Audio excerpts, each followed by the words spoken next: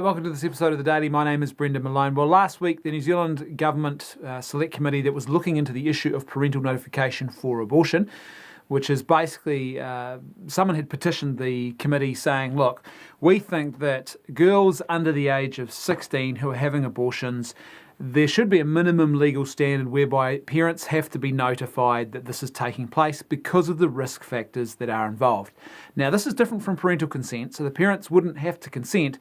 The parents simply would have to be notified about this because of the fact that their daughters are being taken off for secret and complicated surgeries that can carry very serious risks if things go wrong.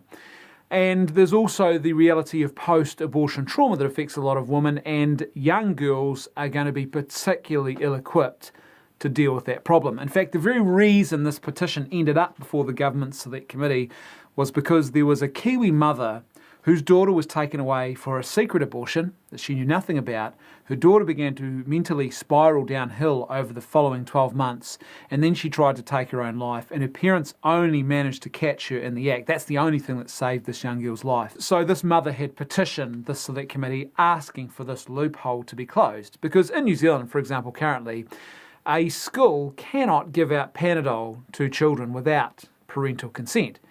Yet someone can come into a school and take a young girl away for a secret abortion, and parents don't even need to be told that that's happening. So obviously it's a very serious issue. Now, this Select Committee report that was released is absolutely astounding. It is truly unbelievable. It's a grand total of 10 pages. By the time you take off the title page and the appendix page, it's only 8 pages of actual report. But what this report contains is just unbelievable. So first of all, and I'm going to quote to you from this report. Now let me read you this. This is quite important here. We heard, and this is the Select Committee, we heard that only about 60 abortion procedures per year are performed on young people under 16 years old. So the Select Committee is saying in New Zealand, only 60 abortions, or about 60 abortions per year happen involving children under the age of 16. And of those, less than 10 of those children exercise their legal right not to tell their parents or guardian. Well, putting aside the second fact about how many of them do or don't tell their parents or guardians, we know for a fact that 60 is a completely false figure. The New Zealand Abortion Supervisory Committee, which is a committee that is overseen by the New Zealand government, collects statistics on abortion.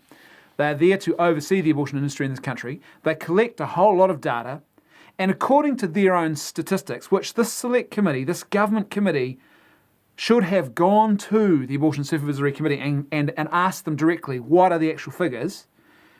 And if they'd done that, then they would have known the following. And these figures here, by the way, the latest we have is for 2014. We don't have the age breakdown, or the specific age breakdown for the latest 2015 figures. But here are the 2014 figures.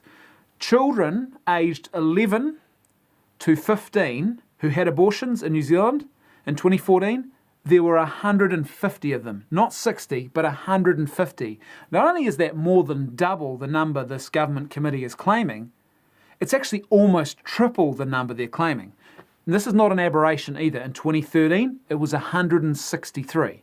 In 2012, it was 188, which is more than triple the number they are claiming take place each year. Now that is astounding because that means one of two things has happened here.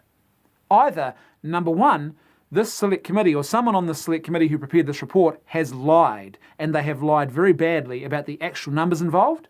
Or number two, and I think this is more likely, this Select Committee has not actually investigated the facts properly at all. It has produced a report that is not even based on accurate factual information. And that's very, very serious for starters. Secondly, and this is really frustrating about the Select Committee report, is they make statements like this in their recommendations. When reviewing or certifying a consultant, this is someone who approves an abortion, the Abortion Supervisory Committee must emphasise the consultant's responsibilities around post-procedure, which is post-abortion care, and the protection of children under 16 who have an abortion procedure. Here's another one. The Abortion Supervisory Committee should work with the district health boards, and they say that they should create mandatory follow-up for children under 16 years old who have abortions. Here's another one of these recommendations. The Abortion Supervisory Committee should take responsibility for and strengthen the regime around post procedure, which is post-abortion care and oversight. So in other words, all of this is actually saying that abortion is a serious procedure. There are issues post that procedure, and in other places they even talk about prior to the procedure there being issues, because abortion is a serious procedure. And yet, they refuse to actually recommend that this loophole be closed, which leaves young girls vulnerable to those risks. So they highlight the risks. Not only that, but then they go on to make this astounding statement. We agree, this is the Select Committee, we agree that the best case scenario for any young person who undergoes any medical procedure is to have the full support of their parents. This is particularly important for procedures like abortion, which can impact significantly on some people. So here's the Select Committee saying abortion is serious. Yes, it can impact seriously on some people, and we think that best practice is that parents should be involved. But you know what? The Select Committee then goes on to leave this loophole open and basically say, we're not going to require best practice to be mandatory under New Zealand law. This is truly astounding. What the Select Committee has done is they have sold young girls and families completely down the river on this issue. I mean, can you imagine a scenario in which, say, a Select Committee came back with a report and they said, you know what, we think that best practice is that doctors should definitely be required to inform their patients before surgery of all the known and serious risks associated with that procedure.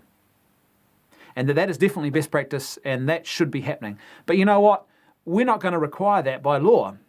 We're just going to leave it to the doctors to decide whether or not they do that. Like, no one would tolerate that. This is absolutely astounding. This is effectively, though, what the Select Committee is doing. Now, the reasoning that they give is because they claim that this is a safety issue. This could create a problem whereby, young people could be harmed or possibly even killed, which is kind of ironic when you consider Hillary's case, where her daughter was maimed by this abortion and she almost lost her life as a result of this abortion. But they're turning around saying, well, young people could be harmed by this because their parents might just flip out and do violence to them if they find out they're pregnant or that they want an abortion. And so we need to have the secret abortion regime carry on as it is. We need this loophole to remain. What makes this even more absurd is that we already have a legal mechanism in this country that allows the state to intervene and to protect and possibly even remove young children from families where they are at risk of violence or harm being done to them. So you don't even need this loophole because we already have mechanisms that can work, can be brought to bear in those situations if that truly is going to be an issue. Instead, what we've got here is an absolutely astounding outcome from a Select Committee. They haven't presented accurate factual information, which shows they haven't researched properly, and the conclusions they have drawn are absolutely contradictory.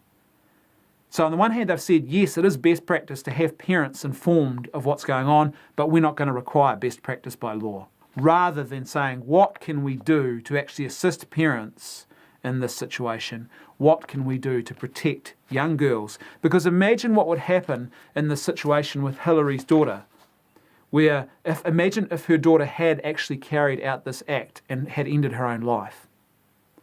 Her parents would probably be none the wiser about what had caused her death, the true cause of it, because they probably never would have found out.